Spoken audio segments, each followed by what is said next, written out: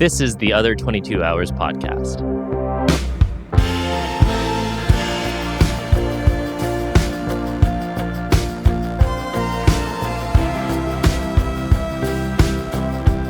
Hey, and welcome to this week's episode of the Other 22 Hours podcast. I'm your host, Aaron Shafer-Haiss. And I'm your host, Michaela Anne, and we are on episode 134. And this week, our guest is the photographer, Max Wanger. Max currently lives in LA, and he has shot for a whole long list of people and different brands, including Taylor Swift, Nike, Apple, Virgin Records, Target, Nordstrom, Adidas, Allbirds. I'm just skipping around a giant list here. He's also shot quite a few of our former guests, including Lucius, the Milk Carton Kids, the Watson twins. And in addition to all of that, Max has a cool project that he did last year called 24 and 24, which is 24 musicians in the year 2024. And he's currently in the midst of 25 in 25. So keep an eye out for that. Max was our first photographer that we've had on the podcast, which is, to me, just continually surprising how interesting it is to dig into other creative endeavors and career paths and kind of finding the parallels from the world that we're familiar with. We got to talk about listening to the lull. There's always a lull when you're a self-employed freelancing artist. And instead of that panic, what we can do with that time. We talked about the power of really being vulnerable and asking questions, reaching out to our community, asking the things that we might be judging we should know by now. And doing what scares you as well as what makes you happy. Really trusting when you follow doing the thing that makes you happy. Along the lines of reaching out to your community, we do so via Patreon. And we give you this show. We give you advance notice of our upcoming guests. So you can ask questions of them. You can give us topics you want to touch on, angles that we should approach. And you also get the immense satisfaction of knowing that you financially support the production of this show. So if you would like to be a part of that community or see what it's all about, there's a link to our Patreon below in the show notes. And if you're a visual person, this and all of our past conversations are available on YouTube. But without further ado, here is our conversation with Max Wanger. Thank you so much for joining us. We're excited because I will let you know, I reached out to a friend of mine who's a professional photographer, and she was like, I don't really like podcasts, and I don't think a lot of my photographer friends do either. Like, all right. So how do you feel about podcasts? I've done a couple, but it's been a long time. I love listening to them. I think there's a reason photographers are behind the camera. Mm-hmm. It's a way for us to stay kind of hidden and observe. So being in front like this is a little, at least for me, it's not the most comfortable, but it's good to do the hard things. It's good to be nervous and uncomfortable. And yeah, it's always great to have a conversation. So I feel the same. I spent years on the road as like a drummer, sideman. Now I produce records. We're in my studio in our backyard. And so I'm very much the same, like very much behind the scenes. And it's been a learning curve. But the saving grace for us is always that, like, it's funny. Like, we say we're not journalists. Like, I'm a working producer. Michaela's a working singer-songwriter. But like, we've also done 135 of these. So like, there's part of us that this is kind of what we are now too. But it really is like, we pride ourselves in it being just that, just like a conversation we would have, like, around a dinner table kind of thing. And like a lot of our audience are other creatives and all of that. Yeah. Your response just sparked a question that I'm excited to dig into. But first, we always like to start with just how are you? And where are you physically and creatively? I'm trying to get better at the how are you question because the automatic response is good. How are you? And I've tried to really kind of take a pause and go, wait, do you want to know how I am? Really? We should specify it's a how are you really question. Yeah, because I think that part of it, the really part, I'm okay. Today's good, but overall, I mean, it's been, in terms of work and work-life balance, it's been hard. And we're, I think, continually trying to figure all of that out. But where I am as far as in my career and how old I am and all the things, I'm just trying to navigate this path that feels a little bit hard and scary right now. That being said, I'm in LA. I grew up here. I lived in Hawaii for 9 years, went to school in Northern California, and then moved back to LA and have been back here since. And yeah, I have a quiet house right now. I have 2 kids, 12 and 8. And my daughter has conferences today, so she was home. But my wife took her and a friend out. And right before they left, my daughter said, "Do your best," which was really, really sweet. So Here I am. I love that. Yeah. Our daughter is 4, and how we connected with you is through another parent friend. And so I told Georgia today, I said, Georgia, you know how mommy and daddy have a podcast and we talk to people? Today we're talking to a photographer, and guess who he's taken pictures of? And she was like, oh, who? And I said, Taylor Swift. And she was like, she gasped. And I was like, do you have anything you want me to ask him? And she was like, yeah. Can he take my picture? Tell her when we're in Nashville, 100%. I love that was the question, though. Yeah.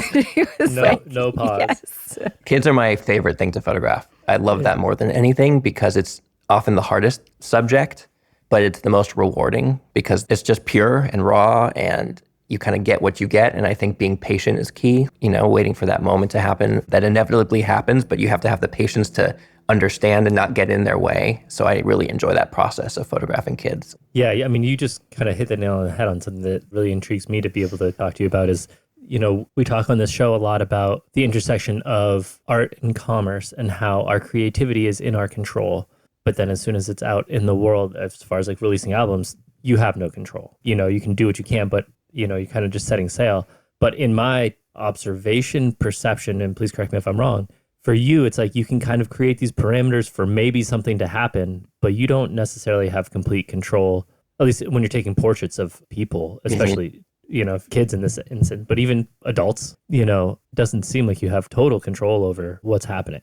Yeah, very rarely do you have complete control. I mean, I think you try in certain aspects, but I think that's part of the fun and part of the joy in taking photos is the ability to play and just kind of react and be spontaneous. And I think for me, it's the in-between moments that are really beautiful and magical. Those are the ones that you can't control. They just happen. And those often are the best portraits that come out of it. When it's too controlled and you're trying to make everything perfect, I think it comes across. It feels that way. It doesn't have much life to it. The moments that happen in between, those are the ones I always look for. So I'm curious, going back to when you were sharing about how photographers, there's a reason that you're behind the camera rather than in front of. When it comes to creativity, being musicians, and for me being specifically a songwriter, so much of my creative work is about expressing feelings and thoughts and stories that are within me.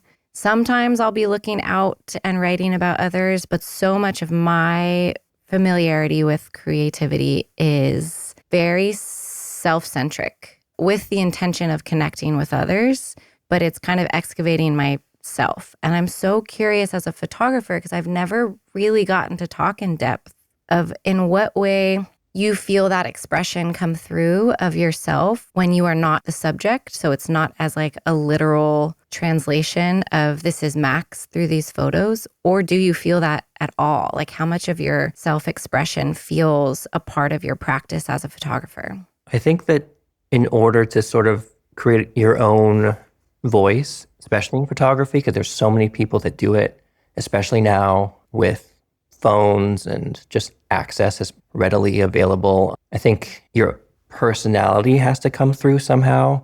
So for me, when I started doing this professionally many, many years ago, that was sort of the challenge, was how do I separate myself, or how do I create a look that feels like me, or how I see the world. And so I played a lot with negative space very early on.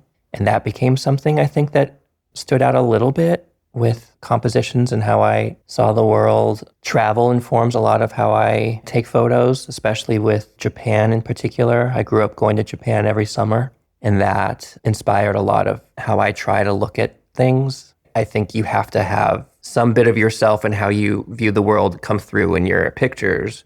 Mm-hmm. Otherwise, you're just going to kind of blend in with the pack. And I think the point is to try to not do that if you want to stand out at all. I love that. It's like just turning over in my head of the story that you're telling through your photography is the way that you're seeing the world. The way that you see someone is then portrayed in this photograph. I can't do that when I try and take a photograph because I don't know anything about photography or cameras. We don't have to. What's beautiful is that you and I could be taking a photo of the same thing, standing next to each other, but our photos are going to look different. And that's just because, I might be a little bit taller, or you might be a little bit taller, or you might hold your camera to the side, and I might hold my camera in the center, and I might flip mine vertical and you might do yours horizontal, or you might see something in the background that you want in the frame and I might not see that. And then our photos are different, and you don't have to be a photographer to get that photo. But what comes through is how you see it, how you see your subject or your landscape or whatever it is. And I think that's what's so cool about photography, is that everyone has that ability. But then, professionally, it's trying to really hone in on creating a look or a feel or a mood. But that's what's fun. Is like I always tell people, like, we could be doing the same exact thing standing next to each other and our pictures are going to be different. How cool is that? Yeah. How have you balanced that with, you have had big clients through your career. What is that like for you when you've like developed your style and then you have clients? And I would assume that at a certain point, a lot of times clients they're picking you because of what they like about your style.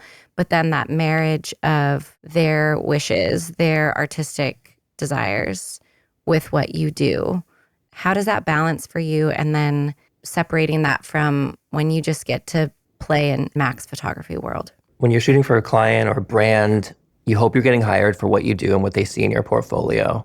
Oftentimes, what you deliver doesn't really reflect the creativity from your portfolio, and it's more what they want. And it may not allow you to do the things you might want to do creatively, but you're doing a job. And the dream jobs are the ones where they say, just be you, just do your thing. We want you for you. But I also get there's certain things you have to do for certain campaigns that it is what it is, and you do the work and you're capable and you deliver it. But yeah, I think personal projects is where I can really be creative, and those personal projects tend to lead to those other bigger jobs because they want what you see and what you do personally. And then, yeah. So what's cool is currently I'm doing a music-focused personal project. I started last year. It's called 24 by 24. And the goal was to shoot 24 musicians by the end of 2024. And it went really well. And then now I'm doing 25 by 25, and I'm a little behind. I have some catching up to do in the last couple months, but to shoot 25 artists by 2025. And it started because I was in a rut creatively, and I didn't know what I wanted to do anymore. And my sister, who's married to a musician, they were in town, and we were just kind of talking, and they said, why don't you do a music project? You love that world and you love photographing musicians. And so my brother-in-law helped me devise a list of, basically through his connections, a bunch of different artists that we began to reach out to. And I just started this personal project that has turned into something really cool. And the hope was can I shoot more album covers? Can I shoot stuff for Rolling Stone? Can I do, that was the goal. But within it, it was just how do I stay creative? How do I push myself? And how do I find that joy again? Because I think playing is so much a part of what makes my job fun. And when you forget that you're supposed to play, it can get really hard and not fun. So this project has been really cool. I've seen through who you've interviewed, we have some crossover and quite a bit. Yeah, which is really cool. And you realize how small a world it is. Anyway, so yes, the personal projects are what keep me creative. And then the corporate campaigns are what pay the bills. So totally. Yeah. Yeah, I relate to that in that I do a lot of writing and production for sync and for licensing, so placement in TV and ads and all of that. And that's very much it's getting pitched to a client or whatnot. And it's very much there's boxes to check. And I view my job as a creative is to find myself in that framework, or find the art in this weird framework of making songs. Even as far as production wise and arrangement of songs, there's things that are very specific to sync and whatnot that can't come off like that. If that makes sense. If it's too much like that, it won't get placed. Music supervisors can see through it, even though that's what they want. So it's navigating this thing. And if I spend too much time in that world, I just feel bogged down and uninspired, and maybe start to question my artistic ability, or am I an artist, or am I just checking boxes on a checklist? And then I'll get to make a record with somebody, or just write a song with someone to write a song with them. And it really kind of frees me up again. It's oh, right. Okay, cool. And I wonder if there's some parallel here or something that resonates with it. But I'll use writing for sync and these clients to kind of test some things and try some things that I could use with an artist. It's well, I'm going to put this other limitation on myself and explore how to get this very stylized way that's going to fit for this object. So that way I'm kind of also trying to grow my creativity through this very, in a way, uncreative outlet. Do you have anything that parallels that when you're doing client work? For sure. Mhm. Yeah. How do you challenge yourself in those situations to find something creatively or to take something away and use it for something else or to learn? I think staying curious is the huge thing. So are you curious about, this may not be the ideal job or you might not be really creative, but are you curious enough to figure out how you might find something that you can take away or something you can learn or something that you can utilize for your projects that really do inspire you? Doesn't always happen, I think. I think sometimes it's kind of a slog, but other times, you might come away with something and you're like, oh, yeah, that was cool. Yeah.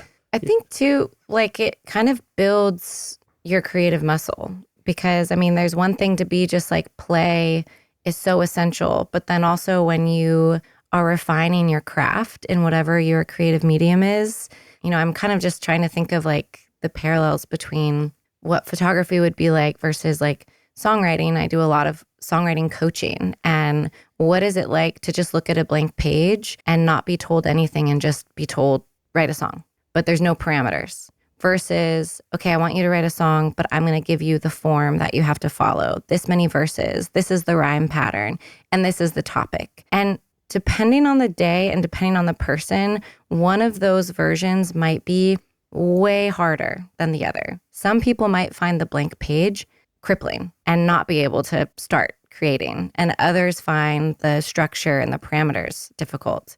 So I feel like in photography, I would imagine, okay, if I have a client and I have to focus on this outfit that the subject is wearing, and like, these are the parameters to frame how I view this versus Max, just take a picture of something, whatever you want.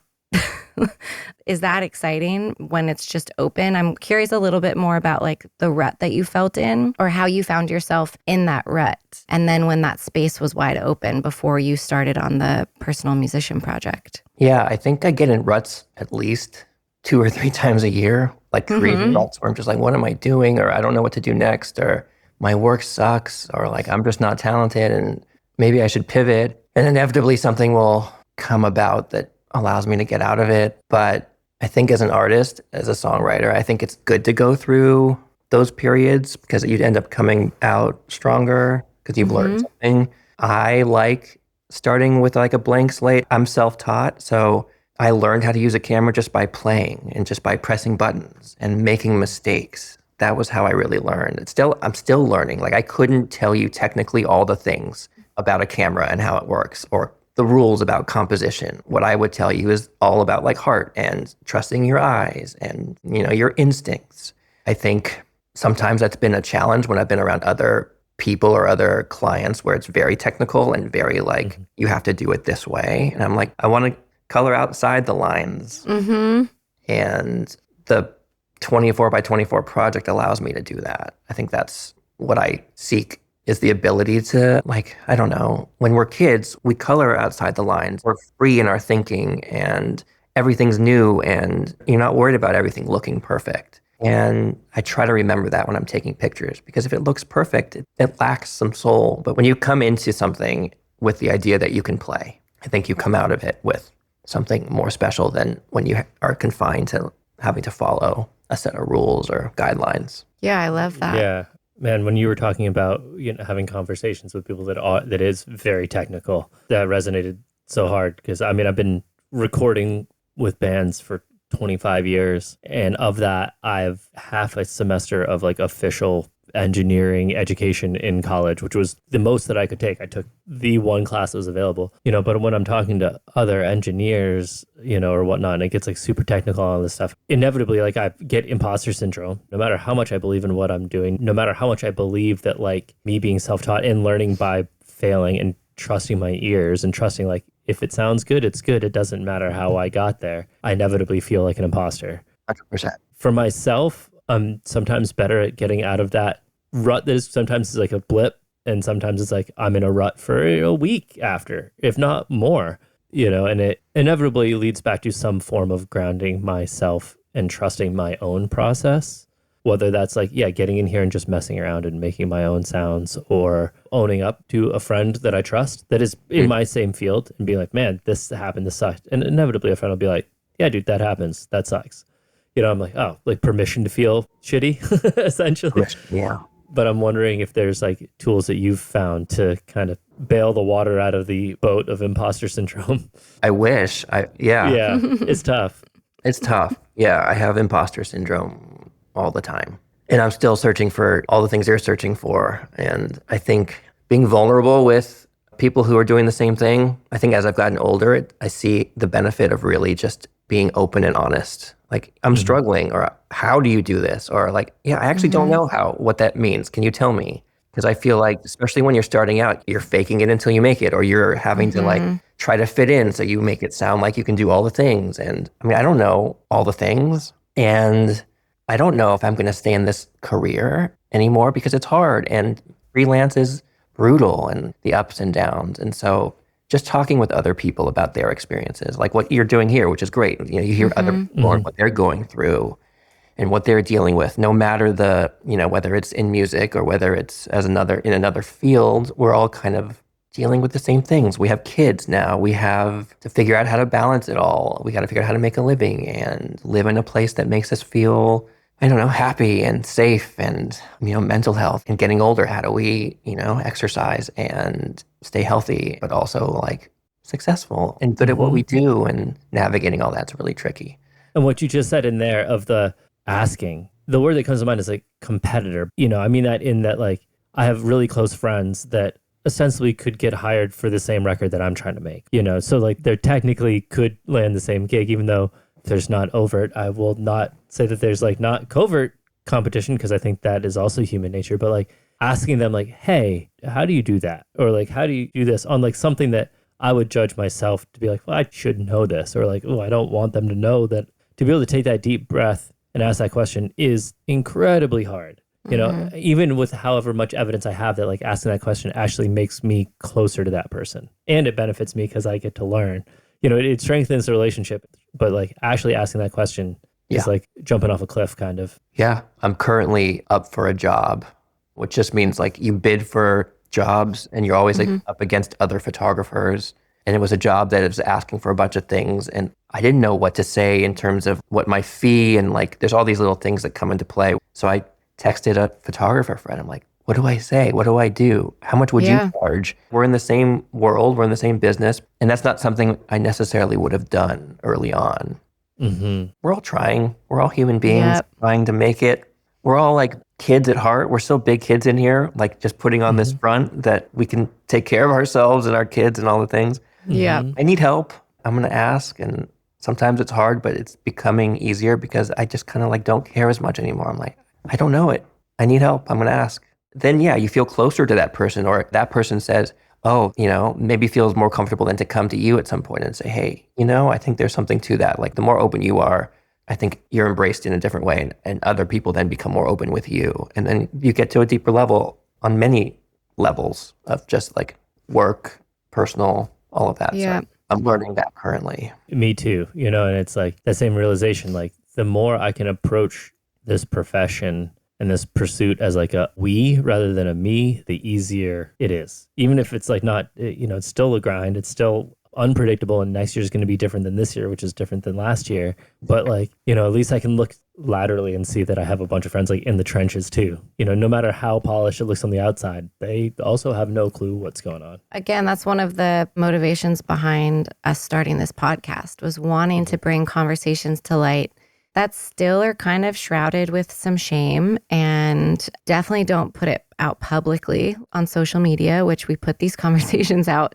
now in the world. And was it AJR that was on when we talked about like the addictive quality of being vulnerable, that once you start sharing, whether it's in your actual work, in their terms, they're a band from New York and we're talking about their songwriting, of once you start like really revealing yourself and you get that positive feedback of like, oh, it's actually safe to be this way, and it actually builds better connection. And then that like starts to feed itself. I feel that even in this kind of stuff of like career talk, of the finances of career, of what do you charge for this, or what are you getting for fees, or what are your deal points on your record deals, and so much stuff that I feel like we've long been kind of taught that the best thing to do is keep all that private, and also always put on the front like you've always got it figured out and you've got it together and you're doing well. and like boastful, because that's how you progress in career and business. And I just think it doesn't feel good. It actually helps when we share these things and build community. And I mean, even for me, as you were sharing your feelings of the ruts that you get into multiple times a year and think like, am I not talented? Am I bad at this? You're saying this, and like there's a screen behind our video screen that has like your resume and stuff and just a snippet of the clients you worked with. And in my mind, I'm like, wow, that's really crazy that he's done the work that he's done and he feels that way. And all that does is tell me is that every human being feels that way. No matter what you do, it's just a lifelong process. There's no finish line of just, okay, now I'm good. Yeah, there is no finish line. You know, we're here every day to learn and grow and find like-minded individuals to have these conversations with and build community. And even like with your very first question, like, how are you? That in itself, as I said in the beginning, like when I'm really honest about it, it opens up conversation. When you say, I'm good, how are you? The other person tends to say, I'm good, thanks. Yeah, I'm good too. And that's it. And then you move on to whatever it is, you continue your conversation. But when I've said like, well, actually, this week's been hard, or if there's something going on, then it gives the other person permission to then also say, oh, yeah, you know what? It's been hard for me too, or I'm going through this. And then a conversation starts that has some depth to it. And I think that's really important. It's taken a long time for me to really kind of understand that and realize that and be comfortable with saying that. I think that for me was the biggest thing, the comfort in being able to say, yeah, I'm not good today, or I've been dealing with this, or we're juggling like the kids. We have a 12-year-old that started middle school. It's hard. And then it opens up some really cool conversations that you wouldn't have had you just said what kind of the standard thing to say is. Yeah, and our kind of frame of reference as musicians, like it felt like my 20s and early 30s were really consumed with like the bar, going out to the bar. That's where you saw everybody. And the conversations would be, how are you? Oh, I'm great. I'm on tour all the time. So and busy. like listing the calendar points. I know I did it too. But it got to a point where I was like, wait, are these conversations just like reciting our schedules to show that we're doing well? Because that doesn't tell me anything. And I think becoming parents, getting older, growing out of feeling like those things are what make me worthy as a person and worthy of someone's attention in a room or in a crowded bar are the things that help be like, oh no, I actually want to like look you in the eye and hear how you're doing. I'm not just asking you, how are you, as like a nicety to get past quickly. And I think that's increasingly hard to do. And you have to be really intentional in that kind of social practice. Yeah, it takes work. It's not easy. It's still work for me to kind of take a beat and go, oh, okay, maybe I'll answer it this way. Or yeah, it's practice. I mean, everything is practice. This all is a nice little kind of lateral move to something that's I've been itching to ask. And again, correct me if I'm wrong, I'm seeing some parallels between what is required of you on the job and what's required of me as a producer in working with a subject, you know, somebody on the other side of your camera, somebody on the other side of the microphone. For me, like working with a vocalist, is that there's part of my job is to pull a performance out of this person. And it's treading that line. So that, A, that takes like confidence on my side, no matter how much insecurity I have, how much of my like, wow, look who's singing into my microphone, how much respect I have for that person. It's working through that, but then like being open and making them comfortable and pulling a performance out of them that is their performance and not me. Because if I pull my performance out of them, it's going to sound horrible. That's why I don't sing. So, you know, I see you nodding along. So just wondering like what that is like for you and kind of how you navigate that, especially, you know, working with artists that you've worked with. It doesn't come naturally to me to put myself out there or just to even like direct. I really kind of have to come out of my shell and put myself out there and just know that I can do it. And when I'm working with an artist, it just depends on the person. Like I'm sure it depends on the person for you.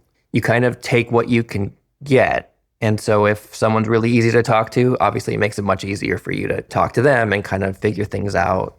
When I have to really work to try to make someone feel comfortable, yeah, it's hard for me. And I really have to push myself and find ways to talk through it or to make the subject comfortable. And oftentimes it can be really challenging.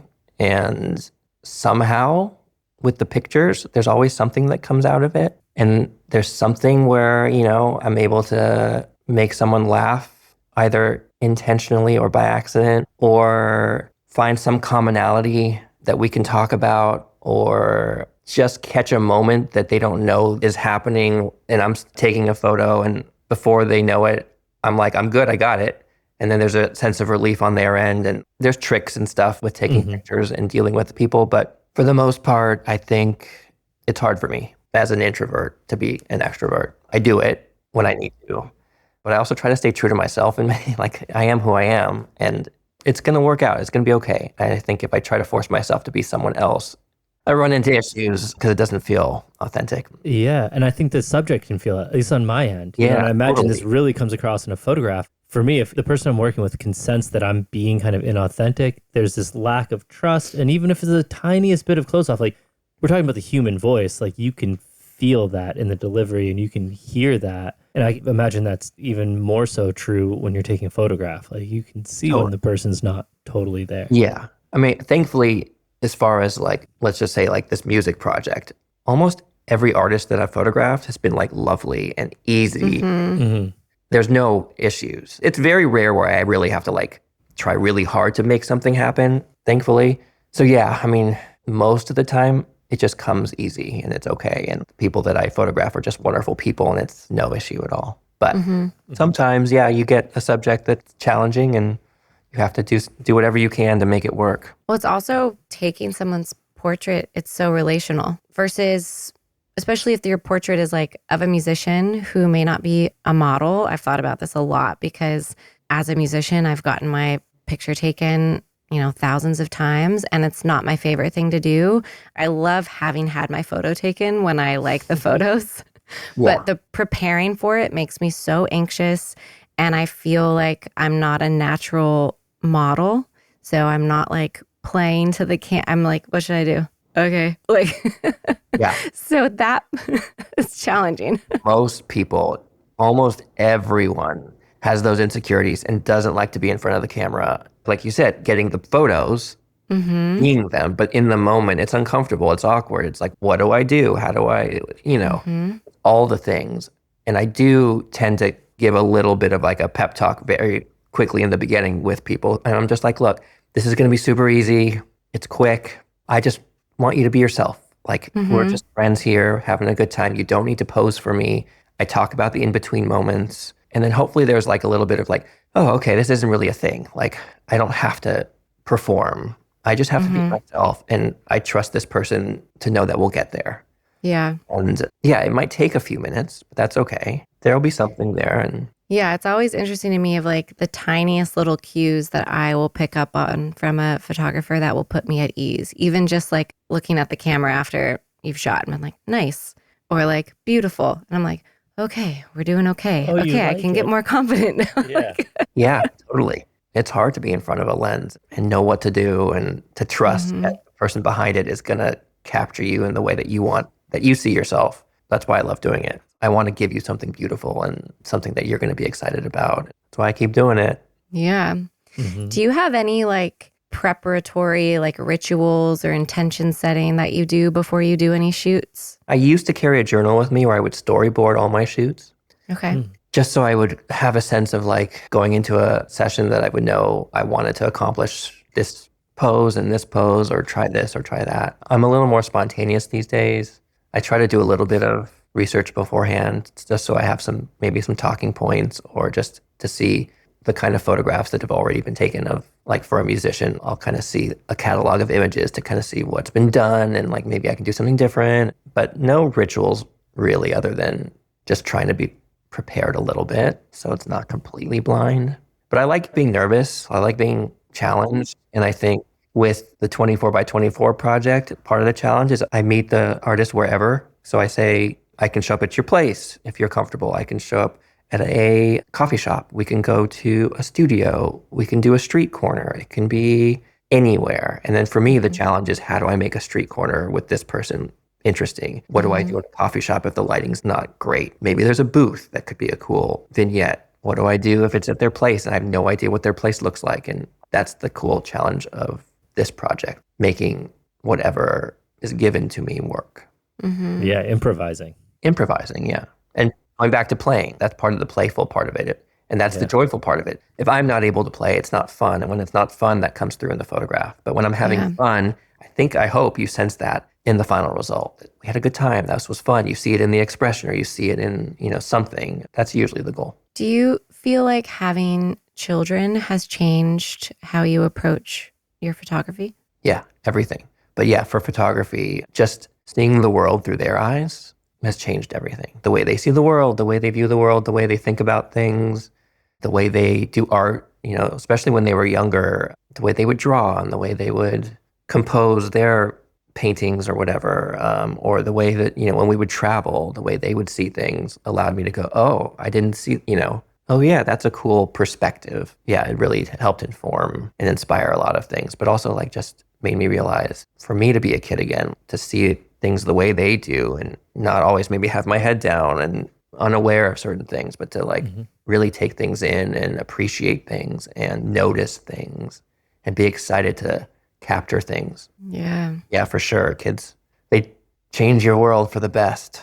Yeah. I feel like having children, and we talk about it a lot on this podcast and in life, but it's so brutally hard and also the greatest thing in the world and such a catalyst for evolvement, I think. I just think about how much I've learned from watching we have a 9-month-old. So, just watching him, but really when the toddler age comes about, watching our older child, and also how intentional it is, a constant reminder of how we want to live.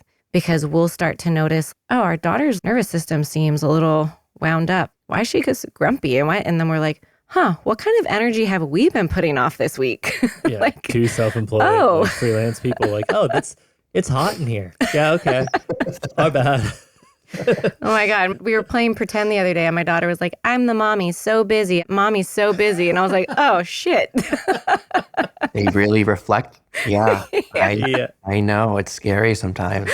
Yeah. Yeah. And they pick up on everything. As much as you get frustrated because they don't listen, quote unquote, you're like, oh, you hear everything. Yeah, it really makes you kind of have to slow down a little bit or just be aware of what you're doing or what you're saying or what your energy is like. Yeah. Yeah, they're good reminders for you. Yeah, and to your point, it's the hardest job I think you'll ever have, but the most rewarding. Having kids and then still maintaining a career, especially as freelancers, it's hard. It's so much it's the ups and the downs. And when it's up, you're like, this is the best thing ever. We get to call our own shots. We can work from home. We could do kind of whatever we want. And then when it's slow, you're like, you question everything. I need a 9-to-5. I need security. I need benefits. I think every lull has something to say in a way, I'm learning to listen rather than panic, which is hard. It's like, what's this about? Rather than going, oh my God, we have to change everything and this isn't sustainable. Then your kids pick up on what's happening or, but that's the new goal is how do I listen to the lulls and the low points rather than getting so panicky about it. I love that. Listen to the lull. Me too. That made me pause too, because the image that I have in my mind in those times is the panic and it's falling down the elevator shaft and trying to find where the wall is. Yeah. And whatever you grab onto is okay, cool. Well, I'm not falling anymore. And it might not be the best thing. You might be 2 feet above a really comfortable mattress, but you grabbed onto this dingy handhold on the wall because it was there and you could stop. Yeah. So listening to the lulls, that's going to stick with me for a while. Yeah. Which is a beautiful spot. We like to tie these conversations up with the same question for everybody. It's essentially the advice question, but you can choose your own adventure. So it'd either be something that you tell younger Max when you were first making photography your career, or something that someone has told you or that you read along the way that continues to resonate with you and fill your tank. My parents told me when I was young to follow my bliss. They said, follow your bliss. And I didn't know what that meant until my mid-20s where it clicked. And my bliss was photography. And it wasn't until close to 30 where I really started doing this professionally. And the idea of do what you love and love what you do. If you do what you love, good things will happen. It's cliche and it's a little bit easier said than done. But for me, I'm living proof of what following your bliss means, what it can do and where you can end up. And had I not decided to do something that I've always loved since I was a little kid, which is taking photographs, taking pictures, holding a camera, if I hadn't decided to do that as a career later on in life, I think I'd be stuck behind a desk. And I don't think that's what I was meant to do. I grew up in a very creative household and was around a lot of artists and musicians. And I always pictured myself in that world somehow. And I'm so glad that photography has kind of come full circle and allowed me to be in that world and also be an artist as much as I can. And I hesitate to even call myself that because it sounds weird to me, but I want to be making beautiful things. And I hope, I have in some way, but doing what's made me happy has been the best thing. It's the piece of advice I would give to anyone. It's like, what do I do with my life? Do what makes you happy. The money, all that stuff, if you have clarity about what you want to do and it's something you love, doors will open, things will happen. If you don't have clarity, then the universe kind of listens to that. It's like, okay. But when you have clarity, when I knew I want to do photography, that's what I've loved since I was a kid. Why am I not doing that? I'm going to focus on that. Doors started opening, weird things started happening. And it made me really trust that, okay, this is the right thing to do. Finally, I've realized what the bliss part of it is. And now I'm following it. And thanks, Mom and Dad. That was good advice. Yeah. Beautiful. I love that. It's so true. If you're on the path and you keep your eyes open, there's markers along the way. Yeah. Well, Max, thank you so much for taking time to sit with us and share your journey and your wisdom and your experiences. This was so nice. I'm honored, really, truly. It was lovely to chat. And when I'm in Nashville next, I would love you to be a part of the series. We can get your daughter in front of the camera. We would love that, and she would love that. And it seems like we have a million people in common. So yeah. All right, Max, thank you so guys. much. Thank you. Bye. See ya. Thank you to all of you who subscribe to our Patreon or on Spotify, Apple Podcasts, YouTube, or wherever you get our show. If you haven't subscribed yet, take a second to do that right now, and we'll see you back here next week.